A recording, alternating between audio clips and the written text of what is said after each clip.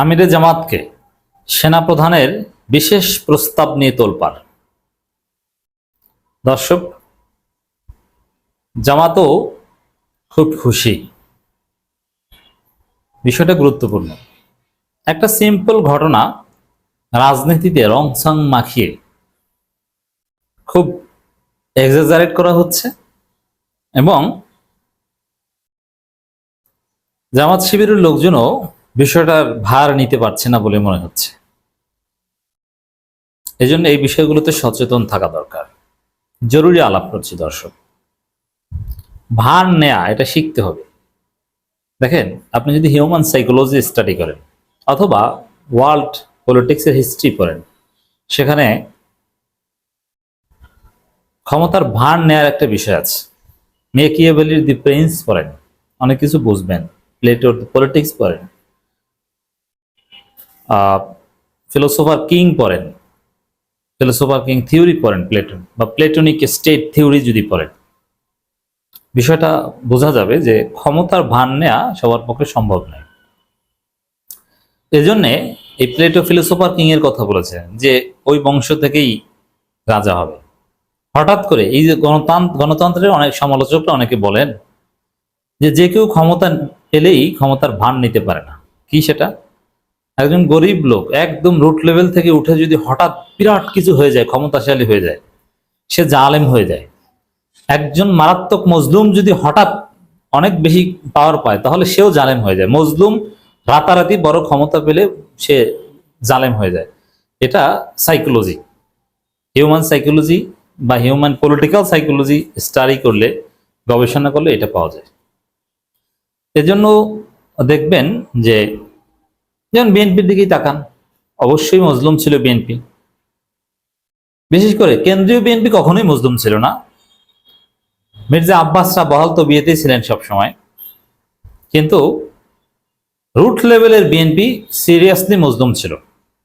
রিক্সা চালিয়ে খেয়েছে, ধান খেতে ঘুমিয়েছে, পাট খেতে ঘুমিয়েছে, গরু ঘরে ঘুমিয়েছে, রক্ষা পায়নি, হত্যা করেছে, পরিবার না খেয়ে থেকেছে, ক্রস ফায়ার দিয়েছে ধরে নিয়ে, মাসের পর মাস জেল কেটেছে। আমি জামাতের কথা বলছি না, বিএনপির কথাই বলছি। সেই রুট লেভেলের বিএনপি একটু অনুকূল পরিবেশ পেয়েই জালেম হয়ে উঠেছে এবং ভয়ানক চাঁদাবাজি হয়ে উঠেছে, অমানুষ হয়ে উঠেছে। এটা কেন? এটি থিওরি যে মজলুম যদি রাতারাতি পাওয়ার পায়, সে জালেম হয়ে ওঠে। এবং স্যাঁচরা লোক অথবা একদম লোয়ার সোশ্যাল স্ট্রাটিফিকেশন, এটা একটা রিয়ালিটি। সামাজিক স্তর বিন্যাস আপনাকে মানতে হবে। ভালো ফ্যামিলির ছেলে, অভিজাত ফ্যামিলির ছেলে, তার কার্যক্রমে আভিজাত্য থাকে। প্রেসিডেন্টের ছেলে, প্রধানমন্ত্রীর ছেলে, তারা ক্ষমতার ভার নিতে পারেন। ক্ষমতার কাছাকাছি থাকতে থাকতে এগুলো তারা অভ্যস্ত হয়েছে। এই জন্য দেখবেন যে শেখ হাসিনার হাজার সমালোচনা থাকলেও প্রধানমন্ত্রী হিসেবে শেখ হাসিনার যে ওয়েট, যে ভাব, কন্ট্রোলিং পাওয়ার, এমন মন্ত্রী পরিষদকে এবং টোটাল পরিস্থিতির উপর, এটা বাংলাদেশে অন্য কারণেই। এই রিয়ালিটি আপনাকে মানতে হবে। তো জামাত শিবিরের ক্ষেত্রে এটা কেন বললাম মূল আলোচনায় আসার আগে, জামাত শিবিরের লোকজন কখনো ক্ষমতার স্বাদ পায়নি। জামাত শিবিরের ইতিহাসই হচ্ছে মজলুম থাকার ইতিহাস। তারা সবসময় মজলুম। জামাত শিবির মানে গোপনে রাজনীতি করো। জামাত শিবির মানে গুরুত্বপূর্ণ কোনো জায়গায় যাওয়ার স্পেস পায়নি। বেশিরভাগ, ব্যতিক্রম দুই একজন আছে, দুই একজন শিবির করে যারা আজকে গুরুত্বপূর্ণ আছে, তারা আবার জামাত করে না। তারা সমালোচক অথবা নীরব সমর্থক। কিন্তু ওভারঅল চিত্র হচ্ছে জামাত শিবিরের ইতিহাসই হচ্ছে জুলুমের ইতিহাস। তারা জুলুমের শিকার হয়, মজলুম। যারাই আসে তারাই জুলুম করে তাদের উপর। সবাই জামাতের উপর জুলুম করে। বিএনপি ক্ষমতা আসলে 1991 সালে একদম জামাতের সমর্থন নিয়ে, নইলে পারতো না। সেই বিএনপি ক্ষমতা এসেই জামাতের উপর জুলুম শুরু করে দিল। বিএনপিকে সরকার গঠন করার সুযোগ দিয়েছে জামাতের 18টা সিট 1991 সালে, অথচ সেই বিএনপি কিছুদিন পরে ঢাকা বিশ্ববিদ্যালয় শিবির নিষিদ্ধ করে দিল পরিবেশ পরিষদের মাধ্যমে।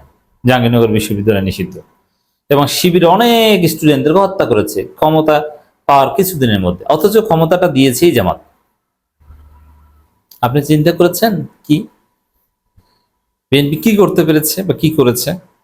কিছুদিন পরে এসে গোলাম আজমকে গ্রেপ্তার। অথচ যে গোলাম আজম যাতে 18টা সিট দিয়ে সমর্থন দেয়, এই জন্য আওয়ামী লীগও গোলাম আজমের পা ধরেছিল, বিএনপিও পা ধরেছিল, কিন্তু গোলাম আজম বিএনপিকেই সরকার গঠন করতে দিয়েছিলেন, বিএনপিকেই সরকার গঠন করতে দিয়েছিলেন, এটাই সঠিক। জামাত না দিলে কোশ্চিন কালেও পারত না। অথচ সেই গোলাম আজমকে কিছুদিন পর গ্রেপ্তার করেছে। এটা বলে এই কারণে যে আসলে জামাতের সাথে সবাই জুলুম করেছে, সবাই প্রতারণা করেছে। এই জন্য রাষ্ট্র ক্ষমতার ভার নেয়া এই জিনিসটায় জামাতের ঘাটতি আছে। এত আলোচনা কেন করলাম? সেনাপ্রধান আমিরে জামাতকে প্রস্তাব দিয়েছে, বিষয়টা এরকম না। জাস্ট আমিরে জামাতকে ফোন দিয়েছেন সেনাপ্রধান, ফোন দিয়ে বলেছেন যে আপনার অসুস্থতায় আমরা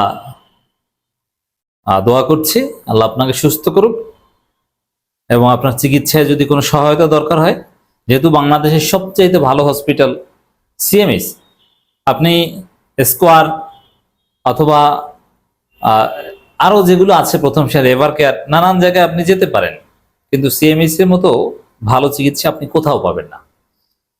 সিএমএইচ এর যে প্যাথোলজি টোটাল এশিয়ার মধ্যে অন্যতম শ্রেষ্ঠ, কিন্তু ওখানে জেনারেল অ্যাক্সেস নেই, যার ফলে এটা সুবিধা সাধারণ মানুষ পায় না, ডিফেন্সের লোকজন পায়, তাদের পরিবার পায়, অথবা যদি সেনাবাহিনী কাউকে ওখানে নেয় তারা পায়। এই বিবেচনায় হয়তো কার্টিজি থেকে সেনাপ্রধান বলেছেন যে আল্লাহ আপনাকে সুস্থ করুক, আপনার স্বাস্থ্য কেমন, স্যার ভালো আছেন কিনা, এখন কেমন বোধ করছেন, এটা যে কেউ অসুস্থ হলে গুরুত্বপূর্ণ, যে কেউ খোঁজ নেয়, এই একদম সিম্পল ব্যাপার। তখন বলেছে যে কোনো হেল্প যদি দরকার হয় আমাদেরকে বলবেন। বিষয়টা এরকম, আমরা হেল্প করতে প্রস্তুত। বিষয়টা এরকম যে হঠাৎ অসুস্থ হয়ে পড়েছে, এখন জরুরি ভিত্তিতে এয়ার অ্যাম্বুলেন্স দরকার, এয়ার অ্যাম্বুলেন্সে করে বিদেশে নেওয়া দরকার, অথবা সিএমএইচ এর বিশেষ সাহিত্য চিকিৎসা যদি পায় তাহলে বিদেশে না গেলেও হয়। তখন সেনাবাহিনীকে বললে এয়ার অ্যাম্বুলেন্স পাঠানো হোক, আর সেনাবাহিনীর বিশেষ হেলিকপ্টার হোক, আর সিএমএইচ চিকিৎসা দেওয়ার সুযোগ দেওয়া হোক, যেভাবে হোক এইটা হয়তো তারা করে দিবে। জাস্ট এই সেন্সে বলেছেন, জাস্ট এতটুকু। আর এটাকেই বিভিন্ন গণমাধ্যম শিরোনাম করেছে, একটা গণমাধ্যম রিপোর্ট। এবার জামাত আমিরকে যে প্রস্তাব দিলেন সেনাপ্রধান, কি প্রস্তাব দিলেন? আবার জামাতও আমির জামাতের এডমিন ফেসবুক, যদিও এডমিন, এটা মজার অনেক বিষয় আছে যে নিজে লেখে অনেকেই বলে এডমিন, যদি আমির জামাতের ক্ষেত্রে এরকম না, যে ওই ফেসবুক ওটা নিজেই চালান, নিজেই লেখেন নর্মালি, কিন্তু এখন অসুস্থ অবস্থায় এডমিন লিখছে। এরকম অনেক দেখেছি যে নিজে লিখে দেয় এডমিন, মানে এডমিন উপর দায় চাপিয়ে দেয়। এগুলো বেশিরভাগ ক্ষেত্রে ভুয়া ভাই, এগুলো আমাদেরকে বুঝেন না। আমরা সোশ্যাল মিডিয়ার লোক, আমরা জানি, বুঝি, চিনি, এইসব ভাটপারি জানি। যাই হোক, আমিরে জামাত তার ক্ষেত্রে এডমিন তো অবশ্যই আছে বা থাকবে, আমাদেরই যেহেতু আছে, কিন্তু লেখা দিলে ওটা তার কাছে জিজ্ঞেস করে দিয়েছে। এখন সেই ফেসবুক পোস্টে বিস্তারিত লেখা যে সেনাপ্রধান আমির জামাতের খোঁজ নিলেন, যে কোনো ধরনের চিকিৎসা সেবা বা দরকার হলে প্রস্তাব দিয়েছেন। যে এই কারণ এইটার বিষয় হচ্ছে যে, এটা আমি তো ব্যাখ্যা করেছি, এটা একদম সিম্পল ওইভাবে বলেছে। আর কেন আমির জামাতের কি টাকার অভাব, তাদের নিজস্ব হসপিটাল নেই, অথবা বিদেশে গেলে সেনাবাহিনী হেল্প নেওয়া লাগবে? আমির জামাতের যে লিঙ্ক আছে বা জামাতের, তার মাধ্যমে সারা পৃথিবীর যে কোনো জায়গায় চিকিৎসা নিতে পারে, কারো হেল্প তো দরকার নেই। ওটা জাস্ট এমনিতে কাটেজি সে বলেছে, এইটাকে এমন ভাবে উত্থাপন করেছে মনে হয় যেন কিছু ঘটে গেছে। আর জামাত শিবিরের সমস্যাটা কি? তাদের সমস্যা হচ্ছে সেনাপ্রধান আমাদেরকে ফোন দিয়েছে, আমরা বিশ্ব জয় করে ফেলেছি, অথচ ওইসব সেনাপ্রধান এগুলো তেমন কিছুই না। এজন্য ক্ষমতার ভার, যেমন তারেক রহমানের কাছে সেনাপ্রধান ফোন দিলে হয়তোবা 2-3 বার রিসিভই করবেন না। খালেদা জিয়ার কাছে ফোন দিলে বলবেন যে বাবা একটু পরে ফোন দাও, আমি একটু ব্যস্ত আছি। কিন্তু জামাতের আমির বা কারো কাছে ফোন দিলে মনে হবে যেন যে বারাক ওবামা বা ডোনাল্ড ট্রাম্প ফোন দিয়েছে, এরকম গুরুত্ব দিবে। কেন? ওই যে ক্ষমতার ভার বহন বা ক্ষমতার কাছাকাছি যাওয়া হয়নি। তো এই জন্য এই জামাতের লোকজন এটা ব্যাপকভাবে প্রচার করছে, সেনাপ্রধান ফোন দিয়েছে, সেনাপ্রধান ফোন দিয়েছে, কি না কি হয়েছে, কি না কি হয়েছে, দেখছো কত বড় কি। অথচ এটা কিছুই না, এগুলোকে এত গুরুত্ব দেওয়ার কিছু নাই ভাই, ওটা কোনো ঘটনার মধ্যেই পড়ে না। সেনাপ্রধান আমিরে জামাতের স্বাস্থ্যের খোঁজ খবর নিয়েছে, এটা কোনো উল্লেখযোগ্য ঘটনাই না। অথচ জামাতের লোকজন এমন ভাবে প্রচার করছে, আর মিডিয়াগুলো এমন ভাবে প্রচার করছে মনে হয় যেন বিশাল কিছু, দুনিয়া উল্টে গেছে। তো এগুলো ক্ষতিকর।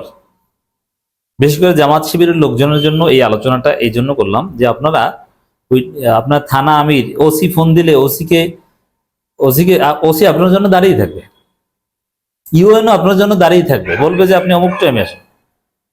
ইউএনও কে আপনি বলবেন যে আপনি তাড়াতাড়ি এখানে আসেন অফিসে, আমি আসছি, অন্য প্রোগ্রাম ঠিক আছে ওইটা পরে করেন, আমার জরুরি কথা আছে, আসেন। ডিসি কে জেলা আমির বলবে যে আপনার ওই প্রোগ্রামটা ক্যান্সেল করে দেখেন এখানে আসতে পারেন কিনা। এরকম একটা ভাব থাকবে। ক্ষমতা এক্সারসাইজ করতে হলে আপনাকে এই ওয়েট থাকতে হবে। সেনাপ্রধানের ফোন পে বিশ্বজয়ের ফিলিংস পেলে তো ভাই আপনি ক্ষমতায় আসতে পারবেন না।